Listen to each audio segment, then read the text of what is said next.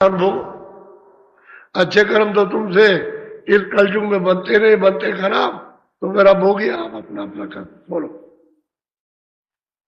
घर अगम तो ही दर्शावे, मार्ग सब तो ही कहते हैं कि अगम जहां से सुरतो तुम आई हो वो दर्शाते, वो बताते, और फिर उसका मतलब यह है कि चिन्ह कि तुम अब यहां से पहुंचोगे कैसे, इस घाट से दोनों आंखों से उठ करके कैसे कैसे ऊपर पहुंचोगे सब बताते हैं। सब चिन्हों को मार्ग में जो जो जिस जिस तरह की रचना है और जिनकी जिनकी रचना उनको सबको बताते हैं कि चलो ऐसे ऐसे चलो ऐसे इस रास्ते। तो रास्ता जानते हैं, आते भी हैं और जाते भी हैं, तो रास्ता तो उनको मालूम, वो रास्ते से ले जाते हैं सबको और घर में पहुंचा देंगे। तब ये चिल्लाता है ये कि गुरु से बड़ा न कोई, कहते हैं गुरु से बड़ा कोई नहीं। फिर रोता चिल्लाता है कि अगर वो न मिलते तो हम घर में कैसे आते, कैसे यहाँ पहुंचते, कौन बताता है। सही बात यही है कि जब तक वो मिलेंगे नहीं तब तक आप अपने घर में नहीं पहुंच सकते हो, वही ठोकरे खाते हो। बोलो बोलिए। जो संगत उनकी करते सो जग से कभी न कहते हैं कि जिन जिनको महापुरुषों का संग मिल जाएगा और चेत करके सत्संग सुन लेंगे और धारण कर लेंगे अपने हृदय में और उन शब्दों को भूलेंगे नहीं, तो किसी से वो डरते हरते नहीं है।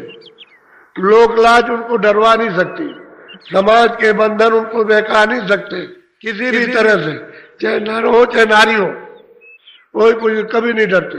नहीं तो बड़ा भय का समाज का बड़ा डर है, जात पात का बहुत बड़ा डर, ब्राह्मण क्षत्रिय वैश्य का, हर कौम और हर जात का डर है कि हमको छोड़ देंगे तो हम अपना व्यवहार कैसे करेंगे। तो ये सब महात्माओं के सामने बहुत हुआ। तो लोग डरे, अरे डरो वरो मत, ये 2 साल रहेगा 3 साल रहेगा, फिर ये तुम सारे हाथ जोड़ेंगे और फिर प्रार्थना करेंगे, तुम डरो मत, जो बताए उस काम को चलो। कहते हैं जो चेत करके उनकी संगत में आकर के सुनते हैं और बच्चों को धारण कर लेते हैं, कभी नहीं डरते, फिर उनको कोई नहीं देखा। तलवार दिखाओ, ये करो वो करो, जमीन ले लो, मकान ले लो, सब सामान ले लो, क्या डर उनको, किस बात का डर। वो तो जान जाते हैं ये शरीर जो है वो जाने वाला है, शरीर तो जाएगा, लेकिन जिसके हाथ में सूरत पहुंच गई वो तो नहीं जा सकती, वो तो उसकी संभाल हो जाएगी। वो डरते हरते नहीं है, चेत करके सत्संग सुनना चाहिए, फिर आपको कोई डरवा नहीं सकता। नहीं बड़ा डर दिखाते, छोटा मोटा डर नहीं, बहुत भय दिखाते। ये लोग शिकायत करते हैं आकर के, ये बड़ा भय दिखाया, बड़ा मतलब ये बड़ी मुसीबत आ गई, गांव से निकाल देंगे, जाति से निकाल देंगे, ये कर देंगे, बैठने नहीं देंगे, तुमको शादी विवाह नहीं होने देंगे, बहुत डर दिखाते भांत भांत का। कहते हैं जो संगत वो गुरु की करते हैं वो कभी फिर नहीं डरते जगत से, क्योंकि जगत में कुछ है ही नहीं धोखा। इस धोखे में आप फंस गए। बोलो।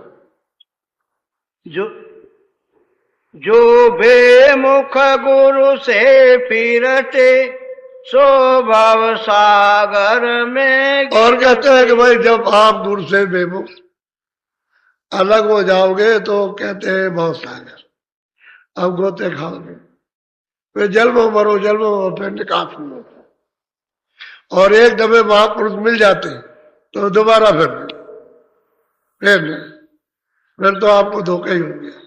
इसलिए सत्संग करो, पहले सत्संग, बगैर सत्संग के कुछ समझ में नहीं आएगा।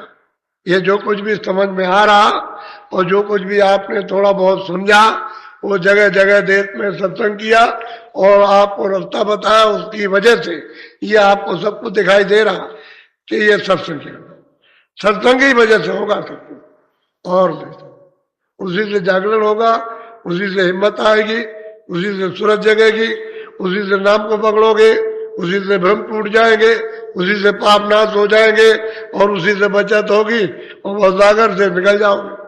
सत्संग नहीं मिलेगा, सत्संग पहले, बाद में आदेश दे सेवा, बाद में फिर जो रास्ता बताए फिर भजन। तीन चीजें साथ जुड़ी हुई है, सत्संग, सेवा, भजन। वो चाहे घर में बच्चों की सेवा करो, वो भी तो वो बताते हैं, चाहे दफ्तर में काम करो, चाहे खेती का काम, वो भी तो बताते हैं कि सेवा है।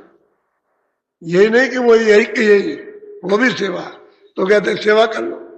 फिर उसके बाद में आए गए सत्कार, सेवा कर लो और मैं भजन। तीनों चीजें मुख्य है। फिर डर नहीं है, जब आप सेवा सबकी करोगे फिर आदमी वो आपको कुछ कह नहीं सकता, कुछ नहीं। अरे व्यक्ति यही कहेगा बहुत सेवा कर, सबका सेवा करता है, सेवा है। फिर भजन में भी रोका टोकी नहीं होगी। और सेवा नहीं करोगे, सत्संग नहीं सुनोगे, सेवा नहीं करो, भजन कौन करेगा? तो वो कहते हैं कि भाई भजन बोलो। 84 चक्कर खावे, फिर जन्म जन्म दुख पावे। क्या होगा जब आप बेमुख हो गए तो 4 खानों में 84 लाख योनियों में बड़ा लंबा चक्कर लगता है। तो कहते हैं जलम जलम जलम जलम जलम जलम, मरो जीव जियो, मरो मरो जन्मो, मरो जन्मो। कहते हैं फिर महान पीड़ा। और जलमत मरण तो है वही। मनुष्य भी अगर जल में तो बहुत दुख होता है, पशु पंछी उतना ही दुख होता है जितना मनुष्य को उतना ही पशु पंछी। जन्म में और मरण में ऐसा नहीं है। आपने देखा होगा कोई जानवर मर रहा तो ऐसे हाथ हटता है, पैर अपने ऐसे हटता है, बहुत तकलीफ। जब कोई मरता आदमी तो देखिए किस तरह से ऐसे करता है, इस तरह से बहुत पीड़ा, बहुत तकलीफ होती है, बेहद तकलीफ जो बयान नहीं की जा सकती है, ऐसी तकलीफ। तो कहते हैं 84 चक्कर, 4 खानों का चक्कर, जलम जलम, वही भ्रमण करते रहोगे, फिर बचाने वाला कोई नहीं मिलेगा। इसलिए सीधा रास्ता, सत्संग पहले करो, जब रास्ता मिल जाए तो सीधा काम करो तो जल्दी अपने को पार होना ना। और फिर इसमें फंस गए तो फंस गए, फिर कोई निकास नहीं हो सकता। तो बहुत प्यार से सबको नसीहत, सबको शिक्षा, सबको चेतावनी, सबके लिए आवाज मनुष्यों के लिए दे रहे। उसमें हिंदू मुसलमान का क्या झगड़ा, उसमें तो सबका है। मनुष्य होना चाहिए इंसान, सबके लिए कह रहे हैं। और भाई जगो, सब लोग जागना, बोलो बोलो। जिन जिन गुरु भक्ति धारी, सो पहुँचे निज दरबार। जिन्होंने गुरु भक्ति धारण की, पालन किया, कहते हैं वो निज दरबार में। निज दरबार कहते हैं मालिक का जहां से आपको भेजा गया, कहते हैं वो सब पहुंचे उस दरबार। बहुत सूरतें पहुंच गई। इसी मनुष्य शरीर से जाकर इसी शरीर में आए, इसी में जगाया अंधों को, और जब आंख हो गई तो इनको ले जाके पहुंचा दिया। तो कहते हैं वो अपना निज दरबार जहां से आए थे वो पहुंच गए। लेकिन रास्ता इधर से जाता, इस मनुष्य रूपी मंदिर से, जिस्मानी मैजिक से जाएगा। जब आत्मानी आवाज को पकड़ोगे तभी रूह चढ़ेगी, दूसरा कोई चढ़ने का रास्ता आकाश में, ये आवाज ही चढ़ने का रास्ता, क्योंकि आवाज वहां से आ रही है, वो खुदा आवाज दे रहा। तो जब आप खुदा की आवाज को पकड़ोगे तो उसके मुकाम पर, स्थान पर पहुंच जाओगे, उसका दीदार होगा। तो ऊपर से आवाज आ रही है रब की, रब की आवाज, उसको पकड़ोगे तो मतलब है जब वहां पहुंचोगे तो रब का दीदार दर्शन होगा।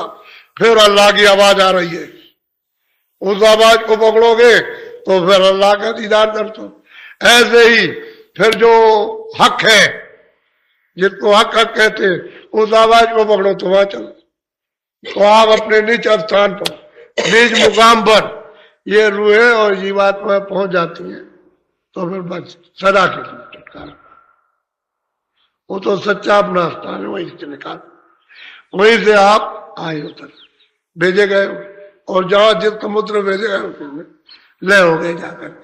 अब वहां से कोई आपको निकाल नहीं सकता, पहुंच गए, दोबारा आने जाने की जरूरत नहीं।